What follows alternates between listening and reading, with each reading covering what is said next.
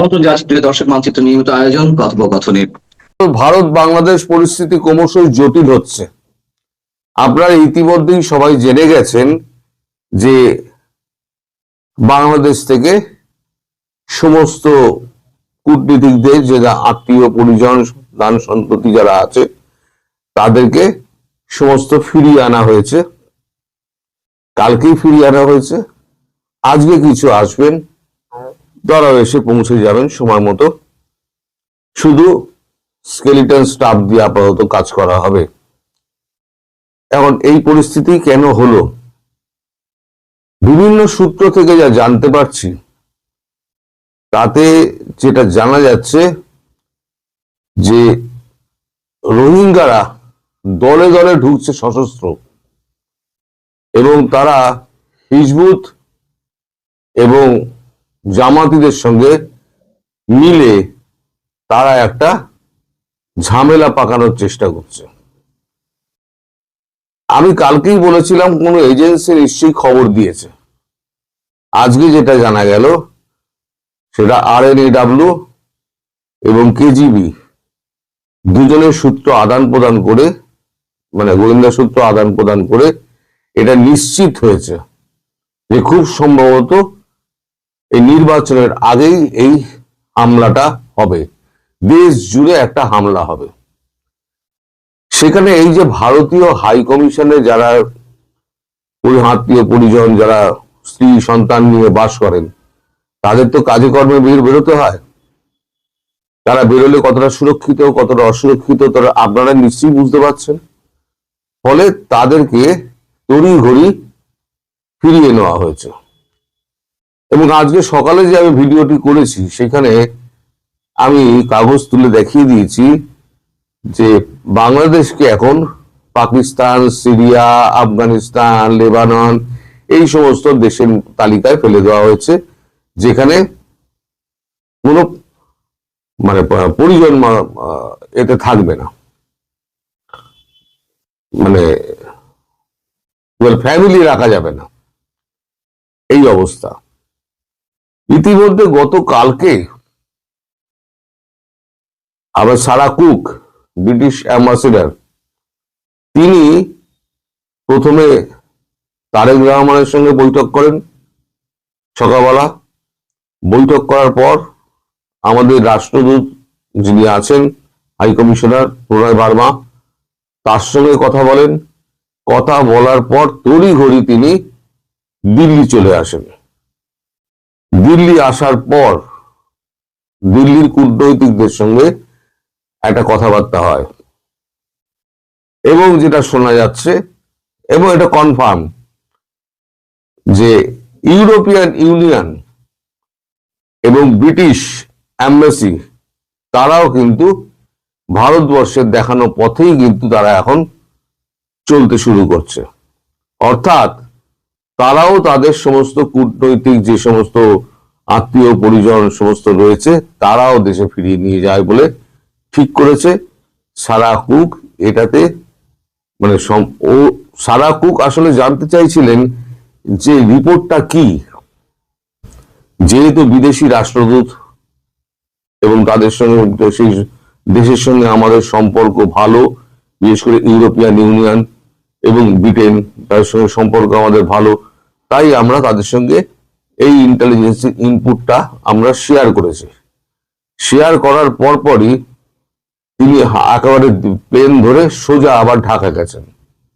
ঢাকা গিয়ে তিনি আবার এই সমস্ত ব্যবস্থা করেছেন। হয়তো দেখা যাবে খুব শিগগিরই আপনারা খবর পাবেন যে ইউরোপিয়ান ইউনিয়ন এবং যুক্তরাজ্য তারা এই একই ভারতের মতো এই একই পদক্ষেপ দিল। অর্থাৎ বাংলাদেশ যে ক্রমশ একটা অশান্ত পরিস্থিতির মধ্যে দিয়ে যেতে চলেছে, সে ব্যাপারে কিন্তু আন্তর্জাতিক মহল কিন্তু একেবারে সুনিশ্চিত হয়ে গিয়েছে।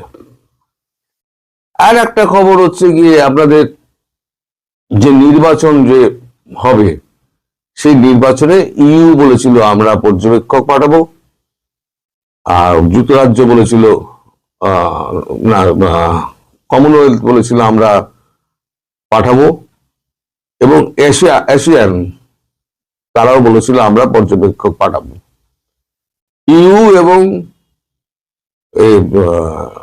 এরা এরা তিনজনে অলরেডি বলে দিয়েছে আমরা কোনো পর্যবেক্ষক পাঠাবো না।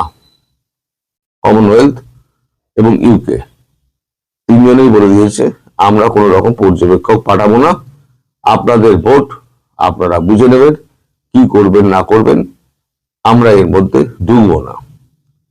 অর্থাৎ মোহাম্মদ ইউনূস যে কাণ্ডটি করেছেন সেটা হচ্ছে বাংলাদেশকে একটা অস্থিতিশীল সন্ত্রাসবাদী রাষ্ট্রে পরিণত করেছেন। এখন প্রশ্ন হচ্ছে যে এই মুহূর্তে যদি ভারতের উপরে কোনো আক্রমণ হয় তাহলে ভারত কি ছেড়ে দেবে? দেখুন, ভারতের একটা ঘোষিত নীতি আছে, সেটা হচ্ছে আমার সম্প্রভুতা এবং অখণ্ডতার উপরে যদি কোনো আঘাত আসে, আমাদের সিঁদুর কিন্তু চলমান আছে, সেখানে অ্যাক্ট অফ ওয়ার ঘোষণা করা আছে, যেটা পাকিস্তানের ক্ষেত্রে আমি গতকালকেও একটা লাইভ শোতে বলেছি, পাকিস্তানের ক্ষেত্রেও যেটা হবে সেটা কিন্তু বাংলাদেশের ক্ষেত্রেও হবে।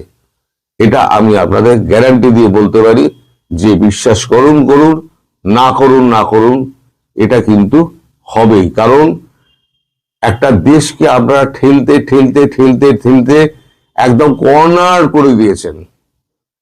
আপনাকে যদি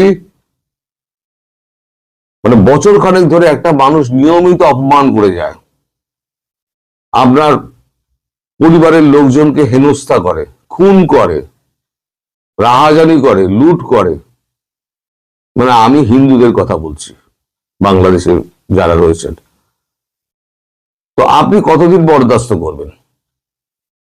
একটা সময় আপনি রিয়াক্ট করবেন। রিয়াক্ট যখন করবেন সেটা মারাত্মকভাবে রিয়াক্ট করবেন, কারণ শান্ত মানুষ যখন খেপে যায় তখন কিন্তু তার জ্ঞানগম্যি থাকে না। তাই বলে যে আমি বলছি না ভারতবর্ষ জ্ঞানগম্যি হারিয়ে করবে, তা নয়, কিন্তু যারা বিশ্বাস করেন, যারা খুব অন্তর থেকে বিশ্বাস করেন ভারতবর্ষ কোনোদিনই বাংলাদেশ আক্রমণ করবে না, সেই বিশ্বাস থেকে তারা বেরিয়ে আসুন। কারণ ভারতবর্ষকে আপনারা একেবারে কর্নারে ঠেলতে ঠেলতে, একটা বিড়ালকে যদি আপনি কর্নারে ঠেলতে থাকেন, এক সময় সে লাফিয়ে এসে আপনার টুটি চিপে ধরবে, সেটা কিন্তু বাস্তব। ভারতবর্ষের অবস্থা হয়ে গেছে তাই এখন ভারতবর্ষ মানে নজর রাখছে, পরিস্থিতির দিকে নজর রাখছে। এখন যে স্কেলিটাল স্টাফ গুলো রয়েছে, হয়তো স্কেলিটাল স্টাফ গুলোকে সেরাম হলে হয়তো ফিরিয়ে নেওয়া হবে। আর যেদিনকে ফিরিয়ে নেওয়া হবে সেদিন জানবেন বাংলাদেশের কপালে কিন্তু অশেষ দুর্গতি আছে। আমি টাইম মেনটেন করতে পারলাম না, 1:30টার সময় আমি খবরটা আমাদের ভারতের টাইমে আমি করি, আপলোড করি, কিন্তু এই খবরগুলো জোগাড় করতে করতে আমার সময় লেগে গেছে। ফলে আমি টাইম এই সময় এখন টাইম মেনটেন করাটা খুব মুশকিলের ব্যাপার। আমি যখনই ছাড়বো তখনই আপনারা দেখে নেবেন। আরো কিছু খবর আছে, যে খবরটা সন্ধ্যেবেলা 6:30টায় আজকে আমি লাইভ অনুষ্ঠানে থাকবো, সুলতানা রহমানের সঙ্গে আমার কথা হয়ে রয়েছে, লাইভ অনুষ্ঠানে থাকবো। যদি তার লাইভে যদি যুক্ত না হতে পারি, আমি আপনাদের সঙ্গে লাইভে আমি চলে আসবো, সেখানে আমি আবার কিছু খবর আপনাদের দিতে পারি। প্রতি মুহূর্তে খবর ডেভেলপ করছে এবং সেই খবরের যে মানে সোর্স, সেই সোর্স গুলোকে ধরতে গেলে একটু সময় লাগে। আমি কালকেও বলেছিলাম যে আমি কাউকে ধরতে পারিনি, আজকে আমি সকাল থেকে যতটুকু পেয়েছি ততটুকু আপনাদেরকে বললাম। সুতরাং কোনোভাবেই এই বিভ্রান্তির মধ্যে থাকবেন না যে ভারতবর্ষ বাংলাদেশ অ্যাটাক করবে না। যারা বলছে তারা বলছে তাদের নিজেদের মতাদর্শ থেকে বলছে, কিন্তু বাস্তব সত্যটা এটা হলো ভারতবর্ষের গায়ে যদি হাত পড়ে তাহলে ভারতবর্ষ ছেড়ে কথা বলবে না। ক্রিকেটের মাঠে টাইগারদের গর্জন বিশ্বজুড়ে পরিচিত, কিন্তু আগামী টি-20 বিশ্বকাপে সেই গর্জন পরিণত হতে পারে বিলাপের সুরে। অনেক অপেক্ষার পর আইসিসি জানিয়েছে বাংলাদেশের অনুরোধ রাখা যাচ্ছে না। মানে বাংলাদেশ দল যদি টি-20 বিশ্বকাপ খেলতে চায় তাহলে ভারতে গিয়ে খেলতে হবে, কারণ 21শে জানুয়ারি আইসিসি বোর্ড সভায় ভোটাভুটিতে গোহারা হেরেছে বাংলাদেশ। বিশ্লেষকদের ধারণা, আইসিসি তার সিদ্ধান্ত জানিয়ে দেয় এতদিন বাংলাদেশের ক্রিকেট নিয়ে যে শঙ্কা জেগেছিল সেই পথেই হাঁটতে যাচ্ছে লাল সবুজ জার্সির দল। আইসিসি বলছে বাংলাদেশ সরকারের সঙ্গে আলোচনা করে চূড়ান্ত সিদ্ধান্ত জানাতে বিসিবিকে একদিন সময় দিয়েছে আইসিসি, নয়তো বাংলাদেশের জায়গায় টি-20 বিশ্বকাপে বিকল্প দল নেওয়া হবে। বিশ্লেষকরা ধারণা করছেন বাংলাদেশ যদি টি-20 বিশ্বকাপে খেলতে না যায় তাহলে দীর্ঘমেয়াদে বড় সড় বিপদের মুখে পড়তে যাচ্ছে দেশটির ক্রিকেট। শুধু এবারের টি-20 নয়, সামনের ওয়ানডে বিশ্বকাপে অংশ নেওয়া হুমকির মুখে পড়ে যাবে। সাথে বিরাট আর্থিক ক্ষতি তো আছেই। আইসিসি উল্টো বাংলাদেশ থেকে ক্ষতিপূরণও দাবি করতে পারে। যদি দাবি করে তাহলে সেটি দিতেই হবে বাংলাদেশকে। সবচেয়ে বড় আশঙ্কা হলো স্বল্প, মধ্যম কিংবা দীর্ঘমেয়াদে একটি নিষেধাজ্ঞার খপ্পরে পড়তে পারে বাংলাদেশের ক্রিকেট দল। কারণ অন্তর্বর্তী সরকার যে রাজনৈতিক প্রভাব খাটিয়ে বোর্ডের নির্বাচন করেছে, সাকিব আল হাসানকে খেলতে দেয়নি এমন অনেক অভিযোগ প্রমাণ সহ আইসিসির দপ্তরে জমা আছে। তার একটি নিয়ে তদন্ত শুরু করলেই বাংলাদেশের ক্রিকেট হয়ে যেতে পারে কেনিয়ার মতো। তবে এই সব নদীতে ফেলে দেওয়া যাবে যদি কুড়ে পাওয়া 14 আনার মতো ক্রীড়া উপদেষ্টা বনে যাওয়া আসিফ নজরুলকে থামানো যায়। বিস্তারিত জানতে চলুন যাওয়া যাক বিশ্লেষণে।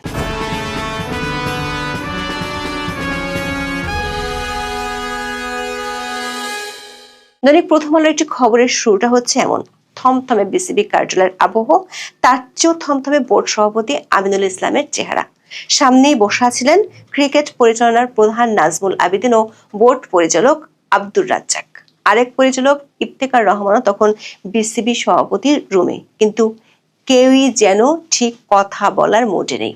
প্রথম আলো বলছে শোকাবহ পরিস্থিতিতে আইসিসির সিদ্ধান্তের পরও আমিনুল আছেন মিরাকলের আশায়। আগামী 24 ঘন্টা যদি অলৌকিক কিছু ঘটে যায় তাহলেই কেবল বাংলাদেশের পক্ষে সম্ভব এবারে টি-20 বিশ্বকাপে খেলা। কিন্তু সংশ্লিষ্টরা বলছেন মিরাকল হওয়ার কোনো সম্ভাবনা নেই, কারণ আইসিসি সংবাদ বিজ্ঞপ্তি দিয়ে যা জানানোর জানিয়ে দিয়েছে, যার সারমর্ম পূর্ব নির্ধারিত সূচি অনুযায়ী বাংলাদেশের ম্যাচ ভারতে রেখেই হবে টি-20 বিশ্বকাপ। বাংলাদেশ ভারতের নিরাপত্তা নিয়ে যে প্রশ্ন তুলে ম্যাচ অন্য দেশে নেওয়ার দাবি তুলছিল সেটির কোনো ভিত্তি পায়নি আইসিসি। আইসিসি বোর্ডের ভোটাভুটিতে বাংলাদেশের অনুরোধ কার্যত খারিজ হয়ে গিয়েছে। বোর্ড সবার ভোটাভুটিতেও ভেন্যু না বদলানোর পক্ষে বেশিরভাগ মত পড়েছে। এদিন ভোটের ফলাফল 14-2। আইসিসি স্পষ্ট জানিয়ে দিয়েছে নির্ধারিত সূচি অনুযায়ী যদি বাংলাদেশ ভারত সফরে না আসে তাহলে তাদের জায়গায় বিশ্বকাপে খেলবে স্কটল্যান্ড। আইসিসির সংবাদ বিজ্ঞপ্তিতে উল্লেখ না থাকলেও জানা গেছে সভায় বিসিবি সভাপতি আমিনুলকে সরকারের সঙ্গে কথা বলে সিদ্ধান্ত পুনর্বিবেচনার জন্য একদিন সময় বেঁধে দেওয়া হয়েছে। আইসিসির পক্ষ থেকে বাংলাদেশের দাবি না মানার পেছনে 3টি যুক্তি দেখানো হয়েছে। বলা হয় সমীক্ষা অনুযায়ী ভারতে গেলে বাংলাদেশ দলকে নিরাপত্তা সংক্রান্ত কোনো সমস্যায় পড়তে হবে না। বিসিবি কর্তা, বাংলাদেশের সমর্থক বা সাংবাদিকদেরও কোনো সমস্যা হবে না ভারতে। নিরাপত্তা নিয়ে কোনো বিশ্বাসযোগ্য হুমকি নেই। ভারতের নিরাপত্তা পরিস্থিতি মূল্যায়নে কানাডার একটি প্রতিষ্ঠানকে দায়িত্ব দিয়েছিল আইসিসি। তারা আইসিসিকে জানিয়েছে ভারতে বাংলাদেশের খেলতে বড় কোনো নিরাপত্তার ঝুঁকি নেই। তাছাড়া এভাবে সূচি পরিবর্তন করলে ভবিষ্যতের জন্য খারাপ উদাহরণ তৈরি হবে। বলা হয়েছে ভারতের ঘরোয়া প্রতিযোগিতা আইপিএল এর সঙ্গে বিশ্বকাপের কোনো সম্পর্ক নেই। আইসিসির এমন বিজ্ঞপ্তির পর বোঝা গেল বিসিবি এবং আইসিসি এর মধ্যে গত কয়েকদিন ধরে যে স্নায়ুযুদ্ধ চলছিল তাতে হেরে গেছে বাংলাদেশ। ফলে ভারতের মাটিতে পা রাখবে না এই সিদ্ধান্তে অনড় থাকা বাংলাদেশ এখন খাদের কিনারে পৌঁছে গেছে। একটি বিষয় পরিষ্কার, যেহেতু ভোটাভুটিতে বাংলাদেশ হেরে গেছে তাই আইসিসির সিদ্ধান্ত না মানলে লাল সবুজ জার্সির আগামী টি-20 বিশ্বকাপ খেলা হচ্ছে না। প্রশ্ন হলো বাংলাদেশ ক্রিকেটের ক্ষতি কি শুধু এটুকুই নাকি আরো আছে? বাংলাদেশ না খেললে স্কটল্যান্ডের লাকি এন্ট্রি হবে, কপাল পূর্বে লিটন মোস্তাফিজদের, সাথে যোগ হবে বড় ধরনের আর্থিক ক্ষতি। আসিফ নজরুল যতই ভারতকে দোষ দিক না কেন আর বিসিবি নিজেকে যতই ধনী বোর্ড হিসেবে দাবি করুক না কেন, তাদের আয়ের মূল উৎস হলো আইসিসি। 2024 থেকে 2027 চক্রে বাংলাদেশ আইসিসি থেকে বার্ষিক প্রায় $26.74 মিলিয়ন, মানে বাংলাদেশি টাকায় 320 কোটি টাকা পাওয়ার কথা। সেটিতে বড় ধরনের কোপ পড়বে। বিশ্বকাপ খেললে যে টাকা পেত সেটি তো পাবেই না, উল্টো আইসিসি ক্ষতিপূরণ দাবি করলে তাও বাংলাদেশকে দিতে হবে। স্পন্সরদের কাছে ইংল্যান্ড বাংলাদেশ কিংবা ভারত বাংলাদেশের ম্যাচের যে ভ্যালু, সেটি ইংল্যান্ড স্কটল্যান্ড কিংবা ভারত স্কটল্যান্ড ম্যাচের চেয়ে অনেক বেশি। ফলে স্পন্সর ব্রডকাস্টাররা যদি দাবি করে বাংলাদেশ না খেলায় তাদের ক্ষতি হচ্ছে, তাহলে সে ক্ষতিপূরণ আইসিসি বাংলাদেশ থেকে আদায় করে ছাড়বে। মানে বিশ্বকাপ না খেলে টাকা তো পাবেই না, উল্টো বিসিবির কোষাগার থেকে টাকা দিতে হবে। যদি বাংলাদেশ বিশ্বকাপ বয়কট করে তবে আইসিসি তাদের উপর $2 মিলিয়ন তাৎক্ষণিক জরিমানা এবং পরবর্তী চক্রে আয়ের অংশ উল্লেখযোগ্য হারে কমিয়ে দিতে পারে। এর ফলে ঘরোয়া ক্রিকেটের উন্নয়ন, স্টেডিয়াম রক্ষণাবেক্ষণ এবং খেলোয়াড়দের বেতন প্রদান অসম্ভব হয়ে পড়বে। দ্বিতীয় যে ক্ষতির মুখে বাংলাদেশ পড়তে যাচ্ছে সেটি হলো আইসিসির নিয়ম অনুযায়ী একটি বৈশ্বিক টুর্নামেন্ট বয়কট করা মানে হলো র্যাঙ্কিং এ এক বিশাল ধস। 2028 সালের টি-20 বিশ্বকাপে বাংলাদেশ হয়তো সরাসরি খেলার যোগ্যতা হারাবে। তাদের নেপাল বা ওমানের মতো দেশগুলোর সাথে কোয়ালিফায়ার খেলে মূল পর্বে আসতে হবে। তার চেয়ে বড় আশঙ্কার কথা হলো শুধু 2028 সালের টি-20 বিশ্বকাপ নয়, 2027 সালের ওয়ানডে বিশ্বকাপও খেলার যোগ্যতা হারাবে বাংলাদেশ। কিভাবে? ওয়ানডে বিশ্বকাপ খেলার জন্য সামনের হোম সিরিজগুলো বাংলাদেশের জন্য গুরুত্বপূর্ণ, কিন্তু বাংলাদেশের আইন শৃঙ্খলার যে পরিস্থিতি তাতে ভারত, অস্ট্রেলিয়া কিংবা ইংল্যান্ডের মতো বড় দলগুলো বাংলাদেশে খেলতে আসবে না। ফলে ম্যাচ সংখ্যা কমে গেলে র্যাঙ্কিং এর বিরাট ধস নামতে বাধ্য। আবার ক্রিকেটের রাজনীতিতে ভারত হলো বিগ ওয়ান। বিসিসিআই এর সাথে সম্পর্ক খারাপ হওয়া মানে হলো অন্যান্য বোর্ডগুলো বাংলাদেশে আসার আগে 10 বার ভাববে।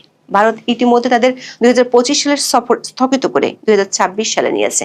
যদি এই রাজনৈতিক উত্তেজনা চলতেই থাকে তবে অস্ট্রেলিয়া, ইংল্যান্ড বা নিউজিল্যান্ডের মতো দলগুলো নিরাপত্তা বা লজিস্টিক অজুহাতে বাংলাদেশ সফর বাতিল করতে পারে। এতে বাংলাদেশ হয়ে পড়বে একঘরে বা আইসোলেটেড। 3 নম্বর বিপদটি হলো সবচেয়ে বড় বিপদ। সবচেয়ে ভয়ের জায়গা হলো আইসিসির অটোনমি বা স্বায়ত্তশাসন আইন। আইসিসির ধারা 2-4 অনুযায়ী কোন দেশের ক্রিকেট বোর্ডে সরকার বা মন্ত্রণালয়ের সরাসরি হস্তক্ষেপ নিষিদ্ধ। ইতিমধ্যে বিসিবির ফিনান্স কমিটির সাবেক চেয়ারম্যান নাজমুল ইসলাম অভিযোগ করেছেন যে সরকারের চাপে বোর্ড এমন সিদ্ধান্ত নিচ্ছে। সরকারের শীর্ষ উপদেষ্টা আসিফ মাহমুদ যখন ক্রীড়া উপদেষ্টা ছিলেন তখন সরকার যে বোর্ডের উপর রাজনৈতিক প্রভাব খাটিয়েছেন সেটি ওপেন সিক্রেট। সে অভিযোগ প্রমাণ সহ জমা পড়ে আছে আইসিসি সদর দপ্তরে। সবশেষ ভারতে খেলতে না যাওয়ার ব্যাপারে আসিফ নজরুলের ঘোড়া ডিঙিয়ে ঘাস খাওয়ামূলক মন্তব্য ক্রিকেট দুনিয়ায় সবাই জানে। যদি আইসিসি এখন প্রমাণ পায় যে বিসিবি স্বাধীনভাবে ভেন্যু নির্বাচন বা অংশগ্রহণের সিদ্ধান্ত নিতে পারছে না বা মন্ত্রণালয় থেকে সরাসরি নির্দেশ দিয়ে ভারত সফর বন্ধ করা হয়েছে এবং বোর্ডের পরিচালকদের সরিয়ে রাজনৈতিক উদ্দেশ্য হাসিল করা হচ্ছে, তাহলে লিটন মোস্তাফিজদের কপালে সবচেয়ে বড় শনির দশা লেখা হয়ে আছে। জিম্বাবুয়ে কিংবা শ্রীলঙ্কার মতো বাংলাদেশকেও অনির্দিষ্টকালের জন্য নিষিদ্ধ করা হতে পারে। এই নিষেধাজ্ঞার মানে হলো বিসিবির সব ব্যাংক অ্যাকাউন্ট ফ্রিজ হয়ে যাওয়া, কোনো দ্বিপাক্ষিক সিরিজ খেলতে না পারা এবং আইসিসির কোনো বৈঠকে ভোটাধিকার হারানো। এমন আশঙ্কার কথা আমিনুল ইসলাম বুলবুলরা জানেন বলেই প্রথম আলো লিখেছে, শোকাহত পরিবেশ মানে বাংলাদেশের ক্রিকেটের মৃত্যুর আশঙ্কা ঘনিয়ে আসছে। লেজ কাটা শিয়ালে সে গল্পকে অনুসরণ করে বাংলাদেশকে আইসিসির ভোটাভুটিতে সমর্থন দিয়েছে পাকিস্তান, কিন্তু বাংলাদেশের ক্রিকেটের অবস্থা আফগানিস্তানের মতো অনিশ্চয়তার মুখে পড়ুক এটা কেউই চায় না। আফগানিস্তান ক্রিকেটের উত্থান বিস্ময়কর হলো তাদের কোনো হোম গ্রাউন্ড নেই। তারা ভারত বা সংযুক্ত আরব আমিরাতকে হোম গ্রাউন্ড বানিয়ে খেলে। তাদের ক্রিকেট অবকাঠামো শূন্যের কোঠায়, কিন্তু বাংলাদেশের তো অবকাঠামো আছে, আছে বিশাল দর্শকপ্রিয়তা। যদি বিসিবি আইসোলেটেড হয়ে পড়ে তবে এই অবকাঠামো অলস পড়ে থেকে নষ্ট হবে। বিশ্লেষকদের মতে বাংলাদেশ যদি ক্রিকেটে একা হয়ে পড়ে তবে বিপিএল এর মতো টুর্নামেন্ট গুলো গুরুত্ব হারাবে। বিদেশি খেলোয়াড়রা নিষিদ্ধ বোর্ডে খেলতে আসবে না, ফলে দেশের তরুণ ক্রিকেটাররা বৈশ্বিক মানের খেলোয়াড়দের সাথে মেশার সুযোগ হারাবে। শেষ পর্যন্ত বাংলাদেশের ক্রিকেট হয়ে পড়বে এক পাড়ার খেলা, যেখানে জয়ের আনন্দ থাকবে কিন্তু বৈশ্বিক স্বীকৃতির অভাব থাকবে। দর্শক, মাত্র কয়েক ঘন্টা হাতে আছে বিসিবির আর বাংলাদেশ ক্রিকেটের অলিখিত হর্তাকর্তা বনে যাওয়া আসিফ নজরুলদের হাতে। বিসিবি যদি আইসিসির দেওয়ার রায় কবুল না বলে তাহলে এক অনিশ্চিত অন্ধকারের দিকে পা বাড়াবে বাংলাদেশের ক্রিকেট। ক্রিকেটে আবেগ ম্যাচ জেতাতে পারে, কিন্তু টুর্নামেন্টে টিকে থাকার জন্য লাগে কূটনীতি আর অর্থ, এই দুই ক্ষেত্রেই বাংলাদেশ এখন ডাক মারার ভয়ে কাঁপছে। টাইগারদের গর্জন যেন শেষ পর্যন্ত কান্নায় পরিণত না হয়, এটাই এখন প্রতিটি ক্রিকেট প্রেমীর প্রার্থনা। যদি বাংলাদেশ বিশ্বকাপে না যায় তবে সম্ভবত 2026 সালের ফেব্রুয়ারিতে মিরপুর স্টেডিয়ামের বদলে লিটন মুস্তাফিজরা ড্রয়িং রুমে বসে বিটিভিতে পুরনো হাইলাইটস দেখবে আর আফসোস করবে, শুধু আইপিএল নয়, আস্ত একটা বিশ্বকাপই হারিয়ে ফেললো। তার চেয়ে বড় আশঙ্কা, যদি আইসিসি নিষেধাজ্ঞা নেমে আসে তাহলে মুস্তাফিজদের ফিরে যেতে হবে কেনিয়ার সেই মরিস উদুম্বে আর চিকলের যুগে। এখন এ পর্যন্ত, সবাই ভালো থাকুন, সুস্থ থাকুন, নিরাপদ